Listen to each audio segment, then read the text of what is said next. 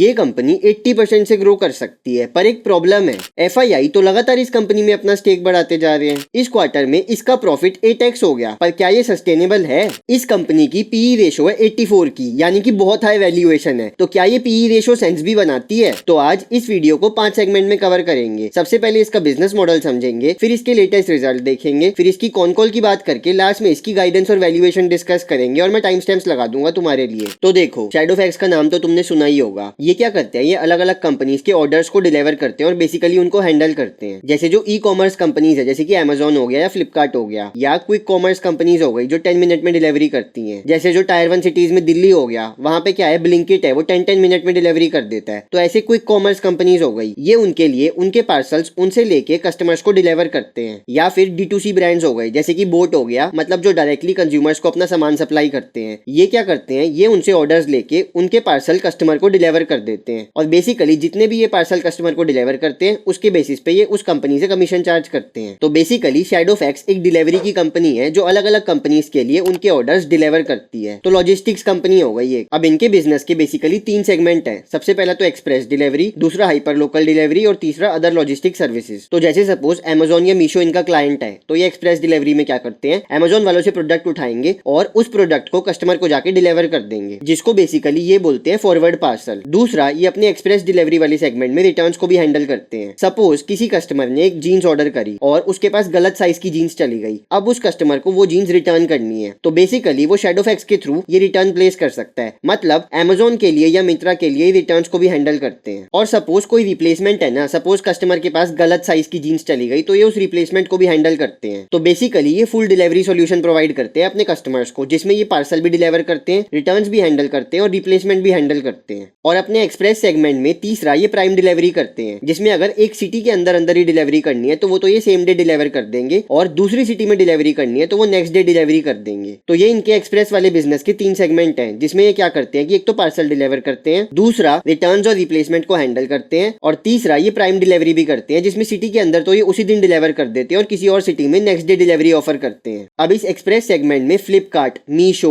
Amazon ये सभी इनके क्लाइंट्स हैं। और इनफैक्ट जब मैंने अपना खुद का वे प्रोटीन भी ऑर्डर किया था तो वो भी शैडोफैक्स वाले ही डिलीवर करने आए थे। तो मतलब जो इनका ये वाला सेगमेंट है ना, एक्सप्रेस सेगमेंट, इससे इनके बिजनेस का मेजर रिवेन्यू आता है और ये इनका मेन सेगमेंट है। अब इनका दूसरा सेगमेंट है हाइपर लोकल का सेगमेंट। उसमें ये क्या करते हैं कि जो भी 10 से 30 मिनट की डिलीवरी हो गई ना, उसको हैंडल करते हैं। यानी कि बेसिकली जो भी क्विक कॉमर्स की डिलीवरी हो गई ना, जो बेसिकली एक जगह से उठा के एक कस्टमर को 10 से 30 मिनट के अंदर अंदर डिलीवर कर देंगे, उसको हैंडल करते हैं। और इस सेगमेंट के लिए इनको डार्क स्टोर्स भी चाहिए होते हैं, जिसपे हम आगे इनके केपेक्स में बात करेंगे। और ये तो तुम्हें भी पता है कि जो टायर 1 सिटीज हो गई, जैसे दिल्ली हो गई या मुंबई हो गई, उसमें आजकल 10 मिनट डिलीवरी का ट्रेंड चल गया है। मतलब Amazon से भी अगर तुम सामान मंगाओगे तो वो नेक्स्ट डे या 2 या 3 दिन बाद आता है। लेकिन टायर 1 सिटीज में, दिल्ली वाली सिटीज में तो लोग यही प्रेफर कर रहे हैं कि हमें गर्मी में घर से बाहर निकलना ही ना पड़े और 10 मिनट में हमारे घर पे सामान डिलीवर हो जाए। तो बेसिकली इनके इस सेगमेंट में भी बहुत अच्छी ग्रोथ है। और इनका तीसरा सेगमेंट है अदर लॉजिस्टिक सर्विसेज का। उसमें ये क्या करते हैं कि जो भी इनका वेयर हाउस से रिलेटेड काम हो गया या जो डार्क स्टोर से रिलेटेड काम हो गया ना, वो सब मैनेज करते हैं। तो बेसिकली इस कंपनी के 3 सेगमेंट है। एक तो एक्सप्रेस डिलीवरी, जिसमें ये पार्सल डिलीवर करते हैं, रिटर्न और रिप्लेसमेंट को हैंडल करते हैं और सेम डे या नेक्स्ट डे डिलीवरी प्रोवाइड करते हैं। दूसरा हाइपर लोकल डिलीवरी, जिसमें ये 10 या 30 मिनट की डिलीवरी करते हैं, और तीसरा है अदर लॉजिस्टिक सर्विसेज। अब ये बात करते हैं कि शैडोफैक्स वाले कैसे पैसे कमाते हैं। तो बेसिकली जिस भी ई कॉमर्स प्लेटफॉर्म के साथ इन्होंने टाई अप कर रखा है, सपोज फ्लिपकार्ट के साथ इन्होंने टाई अप कर रखा है, तो ये उसके जितने भी ऑर्डर डिलीवर करेंगे ना, उसके हिसाब से फ्लिपकार्ट इनको कमीशन दे देगा। दूसरा, जितनी भी ये हाइपर लोकल डिलीवरी करते हैं ना, मतलब 10 से 30 मिनट की डिलीवरी करते हैं, उसमें इनको ज्यादा कमीशन मिलता है। तो मतलब इस सेगमेंट में इनका मार्जिन ज्यादा होता है एक्सप्रेस डिलीवरी के कंपैरिजन में। तो इसको एक एग्जांपल लेके समझते हैं। सपोज शैडोफैक्स वालों ने फ्लिपकार्ट के 100 ऑर्डर्स को डिलीवर कर दिया, तो फ्लिपकार्ट इनको 100 ऑर्डर के हिसाब से कमीशन दे देगा, और ये उस कमीशन का कुछ परसेंटेज आगे राइडर को पास ऑन कर देंगे। और बेसिकली जो राइडर्स इन्होंने हायर भी कर रखे हैं ना, वो परमानेंट एम्प्लॉइज नहीं है इनके, मतलब वो कॉन्ट्रेक्चुअल बेसिस पे हायर कर रखे हैं, जिस वजह से राइडर जितने ऑर्डर डिलीवर करेगा ना, उसके हिसाब से उसको कमीशन मिलेगी। मतलब इनको कोई फिक्स्ड पे नहीं देनी होती अपने राइडर को। सपोज राइडर ने आज लॉग इन किया, उसने 100 ऑर्डर डिलीवर किए, तो ये राइडर को 100 ऑर्डर के हिसाब से कमीशन दे देंगे। बाई चांस किसी दिन राइडर ने एक भी ऑर्डर डिलीवर नहीं किया, तो उसको कोई कमीशन नहीं मिलेगी, जिस वजह से मतलब इनका कॉस्ट का स्ट्रक्चर लाइट रहता है, और ये राइडर को कमीशन देते हैं जितने ऑर्डर वो डिलीवर करता है उसके हिसाब से। तो ऐसा नहीं है कि इस कंपनी को अपने राइडर को एक फिक्स्ड पे देनी ही देनी है। राइडर क्या करेगा, वो अपनी ऐप पे लॉग इन करेगा, जितने भी ऑर्डर वो डिलीवर करेगा उसके हिसाब से उसको कमीशन मिल जाएगी। ठीक है, तो ये हो गया इसका बिजनेस मॉडल। अब चलते हैं इसके Q1 FY27 के रिजल्ट्स पे। तो सबसे पहले इनकी सेल्स 64% से ग्रो हुई है ईयर ऑन ईयर के लेवल पे। देखो, मैनेजमेंट ने ये गाइडेंस दे रखी थी कि हम अपनी सेल्स को 27 से 30% से ग्रो करेंगे, पर इन्होंने अपनी गाइडेंस को आउट परफॉर्म किया है और अपनी सेल्स को 64% से ग्रो किया है, तो मतलब ये तो पॉजिटिव साइन है। अब अगर तुम क्वार्टर ऑन क्वार्टर के लेवल पे भी देखो ना, तो भी इनकी सेल्स 9.8% से ग्रो हुई है, जबकि इनका ये वाला क्वार्टर सीजनली सॉफ्ट होता है, लेकिन फिर भी इन्होंने क्वार्टर ऑन क्वार्टर के लेवल पे भी अपनी सेल्स को ग्रो किया है। अब बात करते हैं कि इस कंपनी में इतनी सेल्स में ग्रोथ आ क्यों पा रही है। तो देखो, ये तो तुम्हें पता ही है कि जो ई कॉमर्स का ट्रेंड है, यानी कि फ्लिपकार्ट हो गया, अमेजोन हो गया, मीशो हो गया, इसका ट्रेंड बढ़ता ही जा रहा है। मतलब ज्यादा से ज्यादा लोग अब इसी से ऑर्डर कर रहे हैं, ऑनलाइन ऑर्डर ही कर रहे हैं, जिस वजह से इसमें ग्रोथ आ रही है। दूसरा, दिल्ली जैसी जगह में तो हाइपर लोकल बहुत चल रहा है। मतलब हर बंदा यही प्रेफर कर रहा है कि तुम 10 मिनट में हमारे घर पे हमें ग्रोसरी का सामान डिलीवर कर जाओ, हमें धूप में बाहर ना निकलना पड़े। और तीसरा, आजकल D2C ब्रांड्स भी तो बढ़ रहे हैं। लोग इंस्टाग्राम पे भी अपना पेज या ब्रांड बना के डायरेक्टली कंज्यूमर्स को अपने प्रोडक्ट सप्लाई कर रहे हैं। तो वो D2C ब्रांड्स क्या करते हैं, वो शैडोफैक्स के साथ टाई अप कर लेते हैं और शैडोफैक्स उनके लिए उनके पार्सल कस्टमर को डिलीवर कर देता है। तो बेसिकली इनकी इंडस्ट्री में तो बहुत अच्छी डिमांड है, जिस वजह से इसमें सेल्स ग्रोथ आ रही है। पर इसकी सेल्स ग्रोथ का एक रीजन और भी है। देखो, सेल्स ग्रोथ सिर्फ दो तरीके से आ सकती है, या तो तुम्हारी इंडस्ट्री में ग्रोथ हो या फिर तुम मार्केट शेयर कैप्चर कर लो। यही दो तरीके होते हैं, और तो कोई तरीका होता नहीं है सेल्स ग्रोथ लाने का। और इस कंपनी को इन दोनों फैक्टर्स का कॉम्बिनेशन मिल रहा है। मतलब जो इनकी एंड यूजर इंडस्ट्री है, जो ऑनलाइन इंडस्ट्री है, वो तो ग्रो कर ही रही है, साथ ही साथ ये मार्केट शेयर भी कैप्चर कर रहे हैं। तो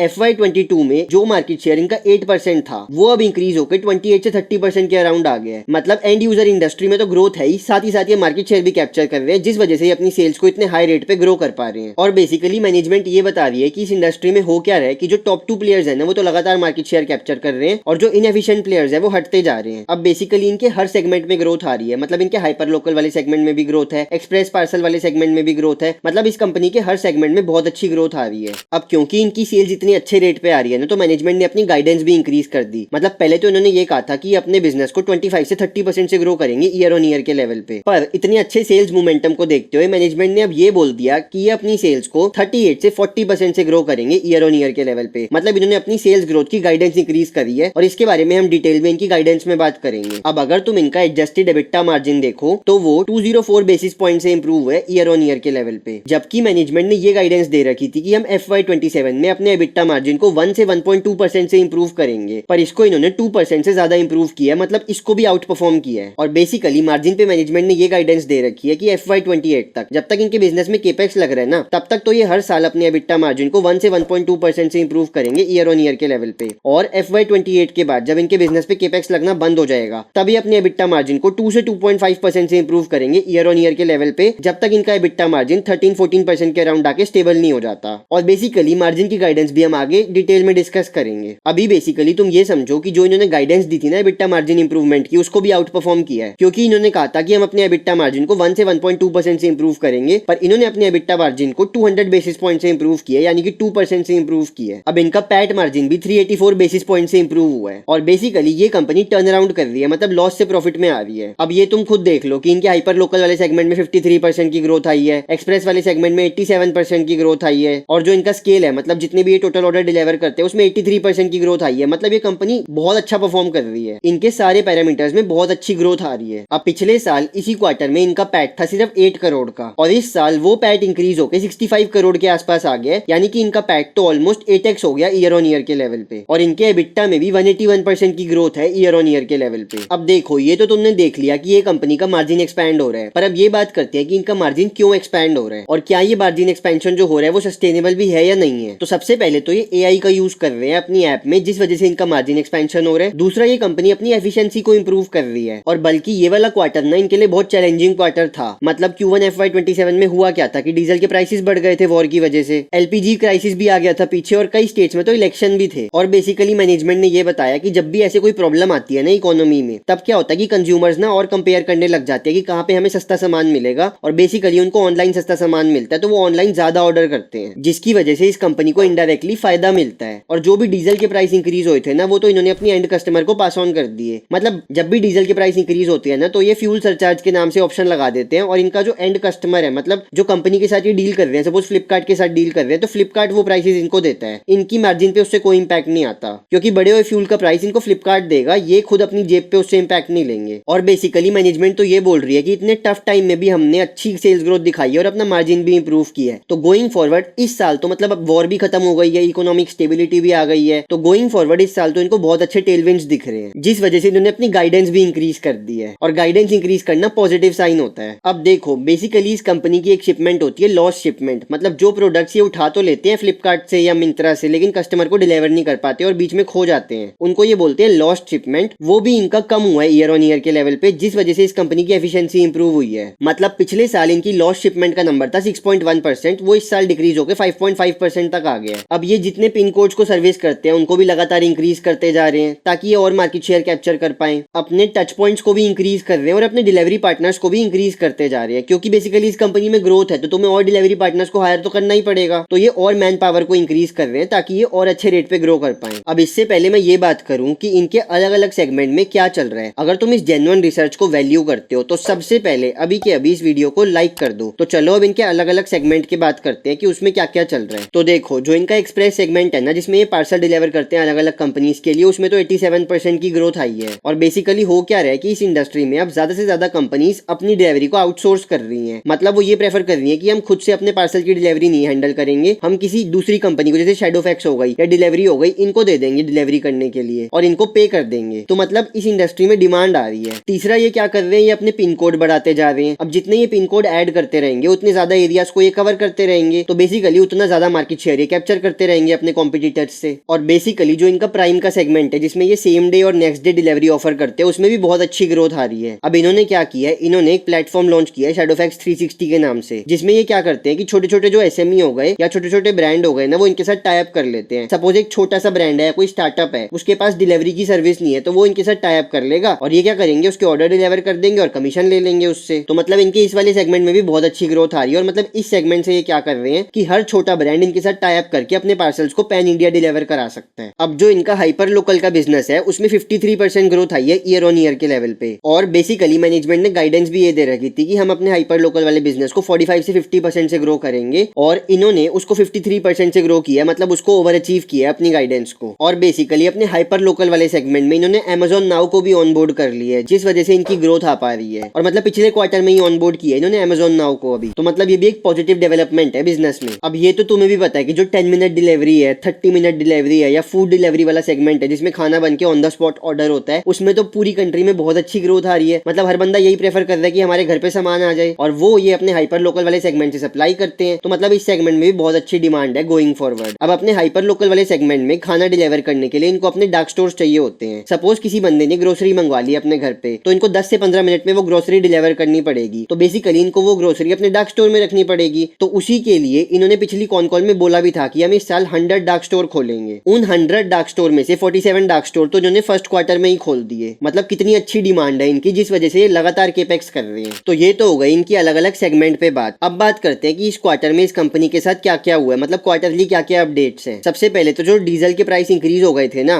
ये चाहते तो ये डायरेक्टली फर्स्ट डे पे ही उसको अपने एंड कस्टमर को पास ऑन कर देते, जैसे फ्लिपकार्ट हो गया या Amazon हो गया, उनको बोलते कि तुम हमें ज्यादा प्राइस दो। लेकिन ताकि ये लॉन्ग टर्म रिलेशनशिप बना पाए ना उनके साथ, तो इन्होंने फर्स्ट डे पे उनको ये प्राइस इंक्रीज पास ऑन नहीं किए, क्योंकि इनको बेसिकली ये दिख रहा था कि उनके पास अलग अलग जगह से प्रेशर आ रहा है। बेसिकली वॉर हो रही थी ना, तो इनके जो क्लाइंट्स हैं उनको हर जगह से प्रेशर फेस करना पड़ रहा था। तो इन्होंने क्या किया, इन्होंने फर्स्ट डे पे तो प्राइस इंक्रीज पास ऑन नहीं किए, 5 दिन बाद प्राइस इंक्रीज पास ऑन किए, और पहले 5 दिन वो प्राइस इंक्रीज खुद एब्जॉर्ब कर लिए। पर उसको एब्जॉर्ब करने के बाद भी इन्होंने अपने मार्जिन एक्सपैंड कर लिए। मतलब इस कंपनी की एफिशिएंसी इंप्रूव हुई। और मार्जिन एक्सपैंड करने के लिए मैंने तुम्हें बताया था कि इन्होंने अपनी लॉस शिपमेंट के नंबर को कम कर दिया। मतलब डिलीवरी के टाइम पे जो भी शिपमेंट्स खो जाती हैं उसको कम कर दिया, जिस वजह से इनकी एफिशिएंसी इंप्रूव हो गई। दूसरा, इन्होंने एआई का भी यूज किया। जो इनका एआई है वो इनके राइडर्स को हेल्प कर रहा है पार्सल डिलीवर करने में। तीसरा, इन्होंने क्या किया, इन्होंने विजन एआई के नाम से एक सॉफ्टवेयर लॉन्च किया है, जो इनके जो डिलीवरी वाले एजेंट्स है ना, उनकी रिटर्न या रिप्लेसमेंट में हेल्प करता है। सपोज इनका डिलीवरी एजेंट किसी का रिटर्न या रिप्लेसमेंट पिकअप करने गया, तो जो इनका सॉफ्टवेयर है ना विजन एआई, वो पहले ही देख के बता देगा कि भाई इस प्रोडक्ट में कोई डैमेज तो नहीं है, ये प्रोडक्ट नकली तो नहीं है, खराब तो नहीं है, जिस वजह से मतलब इस कंपनी की एफिशिएंसी इंप्रूव हो पाएगी। ठीक है, तो अब हम बात करते हैं इनके केपेक्स के बारे में। मतलब ये कंपनी ग्रो करने के लिए क्या क्या केपेक्स कर रही है। तो बेसिकली होता क्या है कि इस कंपनी को ना पहले 2 क्वार्टर में केपेक्स करना पड़ता है, बाकी के साल, ताकि ये अच्छे रेट पे ग्रो कर पाए। मतलब Q1 और Q2 में इनका ज्यादा केपेक्स लगता है। तो केपेक्स में ये कंपनी क्या कर रही है, सबसे पहले तो ये डार्क स्टोर बना रहे हैं अपने, ठीक है, जो इन्होंने कहा था कि इस साल 100 डार्क स्टोर्स खोलेंगे। दूसरा, ये क्या कर रहे हैं, जो इनके सॉर्टेशन सेंटर होते हैं ना, उसमें ऑटोमेशन इंट्रोड्यूस कर रहे हैं। सॉर्टेशन सेंटर मतलब सपोज इनके पास 100 पार्सल आ गए एक कंपनी से, उसमें से एक पार्सल दिल्ली जाना है, एक पार्सल हरियाणा जाना है, तो मतलब ये वहां पे ऑटोमेट कर रहे हैं कि पार्सल को अलग अलग कर दे, कि जो सा दिल्ली जाने वो दिल्ली वाले चैनल में चला जाए और जो सा हरियाणा जाने वो हरियाणा वाले चैनल में चला जाए। तो बेसिकली जो इनके पार्सल सॉर्ट आउट होते हैं ना, कि कौन सा पार्सल कहाँ जाने उसके हिसाब से सॉर्ट आउट होता है, वो इनके सॉर्टेशन सेंटर में होता है, जहां पे ये ऑटोमेशन का इंट्रोड्यूस कर रहे हैं। मतलब कि खुद एआई और कंप्यूटर्स उसको सॉर्ट आउट कर देंगे। तो मतलब मैनुअली नहीं होगा ना, तो एरर के चांसेस कम हो जाएंगे, जिस वजह वजह से इनकी एफिशिएंसी इंप्रूव हो पाएगी। और तीसरा ये क्या कर रहे हैं, ये अपने पिन कोड्स भी इंक्रीज कर रहे हैं, मतलब ये और ज्यादा पिन कोड्स में जा रहे हैं ताकि ये और लार्जर एरिया पे अपनी डिलीवरीज कर पाए, जिस वजह से ये मार्केट शेयर कैप्चर कर पाएंगे। तो ये 3 सेगमेंट है जहां पे ये मेनली केपेक्स कर रहे हैं ताकि ये फ्यूचर में और अच्छे रेट पे ग्रो कर पाए। अब देखो, सबसे पहले ये समझो कि जो भी हाई ग्रोथ कंपनीज होती हैं, जो ऐसे गाइडेंस देती है कि हम 60%, 80%, 100% से ग्रो करेंगे, उनको हमें लगातार हर 3-3 महीने में ट्रैक करना पड़ता है। मतलब हमें चेक करना पड़ता है कि क्या जो कंपनी ने कहा है वो उसके अकॉर्डिंग एग्जीक्यूट कर भी रही है या नहीं कर रही। क्योंकि अगर कंपनी ने ये बोला कि मैं 100% से ग्रो करूंगी और सिर्फ 20% से ग्रो किया ना, तो स्टॉक 2 या 3 दिन में 50% भी गिर सकता है। तो मतलब हमें हर 3-3 महीने में इन कंपनीज को लगातार ट्रैक करना पड़ता है। और इस चैनल पे मैं इन सब कंपनीज की ट्रैकिंग कंटिन्यू रखता हूँ। तो सबसे पहले अगर तुमने अभी तक इस चैनल को सब्सक्राइब नहीं किया ना, तो अभी के अभी इस चैनल को सब्सक्राइब कर लो। और जिस दिन कंपनी का रिजल्ट आता है ना, उस दिन मैं एक पोस्ट बना के डाल देता हूँ कि भाई इसका रिजल्ट कैसा आया है, और उसके 1-2 दिन में उस कंपनी की वीडियो भी आ जाती है, मतलब रिजल्ट और कॉन कॉल की एनालिसिस की। तो सबसे पहले अगर तुम ये वीडियो देख रहे हो और बाई चांस तुम शैडोफैक्स को एनालाइज कर रहे हो ना, 3 महीने बाद जब इसका रिजल्ट आएगा ना, तो तुम्हें दोबारा एनालाइज करना पड़ेगा। और मैं इस कंपनी की ट्रैकिंग कंटिन्यू रखूंगा अपने चैनल पे। तो सबसे पहले अभी के अभी इस चैनल को सब्सक्राइब कर लो। तो चलो अब इनकी कॉन कॉल पे चलते हैं। तो सबसे पहले तो जो मैंने तुम्हें बताया था कि इनकी लॉस शिपमेंट का नंबर है वो 6.1% से कम हो गए 5.5% तक आ गया है। तो गोइंग फॉरवर्ड क्या ये इंप्रूव होगा? तो मैनेजमेंट ने ये बोला है कि इसको हम इंप्रूव करके, हमारा ये टारगेट है कि इसको 3.5 से 4% तक ले जाएं। मतलब गोइंग फॉरवर्ड यहाँ से भी एफिशिएंसी इंप्रूव होगी बिजनेस की। और बेसिकली इसी को इंप्रूव करने के लिए इन्होंने विजन एआई नाम का सॉफ्टवेयर लॉन्च कर दिया कि जब भी इनका डिलीवरी पार्टनर रिवर्स या रिटर्न को पिकअप करने जाएगा ना, रिप्लेसमेंट या रिटर्न को, तो जो इनका सॉफ्टवेयर है वो स्कैन करेगा कि क्या ये सही पार्सल है। मतलब इससे इनके जो एफिशिएंसी है ना बिजनेस की, वो इंप्रूव होगी। और बेसिकली ये कंपनी अपनी वॉल्यूम बढ़ाने के लिए क्या करती है, इन्होंने एक बहुत अच्छी स्ट्रेटेजी बना रखी है। मतलब ये अपने क्लाइंट्स को कहते हैं कि अगर तुम हमारे साथ और वॉल्यूम पे काम करोगे ना, तो हम तुम्हें डिस्काउंट दे देंगे। तो मतलब बेसिकली जो इनके क्लाइंट है, सपोज अमेजोन या फ्लिपकार्ट हो गए, वो इनको और ऑर्डर देंगे ना कि हमारे और ऑर्डर डिलीवर करो, तो पर ऑर्डर का रेट ये डिक्रीज कर देंगे, क्योंकि इनकी कुछ फिक्स्ड कॉस्ट होती है, वो इनकी उतनी ही लगनी है, चाहे 100 ऑर्डर डिलीवर करें या 1000 ऑर्डर डिलीवर करें। फिक्स कॉस्ट तो इंक्रीज नहीं होती, डिलीवरी के साथ वेरिएबल कॉस्ट इंक्रीज होती है। तो मतलब इस कंपनी को भी फायदा होगा कि इनको ज्यादा वॉल्यूम मिलेगी, और इनके क्लाइंट को भी फायदा होगा कि उनका जो रेट है पर ऑर्डर का वो डिक्रीज हो जाएगा। अब सबसे मेन टॉपिक पे बात करते हैं कि इस कंपनी ने ग्रो करने की क्या गाइडेंस दे रखी है और इस कंपनी की वैल्यूएशन क्या बनती है। तो सबसे पहले मैंने तुम्हें ये तो बता दिया कि पिछले साल तक तो इन्होंने ये गाइडेंस दी थी कि FY27 में हम अपनी सेल्स को 25 से 30% से ग्रो करेंगे। पर Q1 FY27 का मोमेंटम देखते हुए मैनेजमेंट ने गाइडेंस इंक्रीज कर दी और ये बोला कि इस साल हम अपनी सेल्स को 38 से 40% से ग्रो करेंगे ईयर ऑन ईयर के लेवल पे। तो तुम ये मानो कि ये अपनी सेल्स को 40% से ग्रो करेंगे। और इस कंपनी ने ये गाइडेंस दी है कि FY28 तक, जब तक ये केपेक्स कर रहे हैं ना, मतलब डार्क स्टोर लगा रहे हैं और मार्केट शेयर कैप्चर करने के लिए केपेक्स कर रहे हैं, तब तक तो इनका एबिटा मार्जिन हर साल 1 से 1.2% से एक्सपैंड होगा। और FY28 के बाद जब इनका केपेक्स हो जाएगा, तब इनका एबिटा मार्जिन 2 से 2.5% से एक्सपैंड होगा हर साल, जब तक ये स्टेबल एबिटा मार्जिन तक नहीं पहुंच जाते। 13-14% के अराउंड होता है इनका स्टेबल एबिटा मार्जिन। तो तुम यही मानो कि FY27 में, मतलब इस साल, इनका एबिटा मार्जिन 1 से 1.2% से एक्सपैंड होगा ईयर ऑन ईयर के लेवल पे। अब ऑल्दो मैनेजमेंट चाहे तो वो इससे ज्यादा भी मार्जिन इंक्रीज कर सकती है, पर मैनेजमेंट ये बोल रही है कि हम इतना ही मार्जिन इंक्रीज कर रहे हैं, क्योंकि फिर इससे ऊपर जो हमारा मार्जिन इंक्रीज होगा ना, उसकी बजाय हम उस कॉस्ट को अपने कस्टमर को ही ट्रांसफर कर देंगे ताकि हम और मार्केट शेयर कैप्चर कर पाए। पर अगर तुम इनका Q1 FY27 का रिजल्ट देखोगे ना, तो इन्होंने अपना एबिटा मार्जिन 200 बेसिस पॉइंट से इंप्रूव किया, मतलब 2% से इंप्रूव किया ईयर ऑन ईयर के लेवल पे। लेकिन फिर भी मैं इनकी गाइडेंस एज्यूम करके यही मानूंगा कि ये अपना एबिटा मार्जिन 1 से 1.2% से एक्सपैंड करेंगे। ठीक है, तो सबसे पहले इनकी FY27 की सेल्स कैलकुलेट करते हैं और फिर इनका FY27 का एबिटा कैलकुलेट करेंगे। तो सबसे पहले इनके पिछले साल का, यानी कि FY26 का रिवेन्यू है 4202 करोड़ का। ठीक है, अब इसको ये इस साल 40% से ग्रो करेंगे, तो इनका FY27 का रिवेन्यू हो जाएगा 5882 करोड़ का, यानी कि ऑलमोस्ट 5900 करोड़ के आसपास का। और इनका FY26 का एडजस्टेड एबिटा मार्जिन है 3.8% का, जिसको ये इस साल 1.2% से एक्सपैंड कर देंगे, यानी कि FY27 में इनका एडजस्टेड एबिटा मार्जिन हो जाएगा 5% का। तो मतलब FY27 में इस कंपनी का एडजस्टेड एबिटा हो जाएगा 295 करोड़ के आसपास का। और पिछले साल यानी FY26 में इस कंपनी का एबिटा है 159 करोड़ का, यानी कि ये कंपनी अपने एबिटा को